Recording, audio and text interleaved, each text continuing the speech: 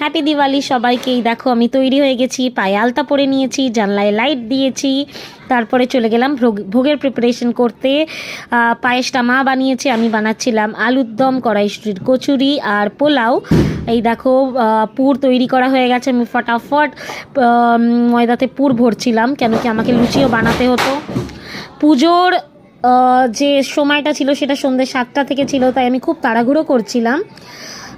তারপরে আর কি বানিয়ে টানিয়ে লুচি টুচি ভেজে, মানে অ্যাকচুয়ালি কচুরি ভেজে মায়ের সামনে রাখলাম। আমার তো আর বড় বাড়ি নেই, তাই আমি ছোট্ট করে বাড়িটাকে সাজিয়েছি। এই দেখো জানলায় লাইট দিয়েছিলাম, সেটা তো দেখেইছো।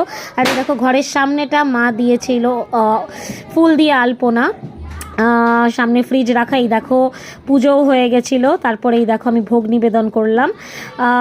বেশি সময় লাগেনি পুজো হতে বা ইয়ে করতে, সন্ধ্যে 7টার মধ্যে আমার সব হয়ে গেছিলো।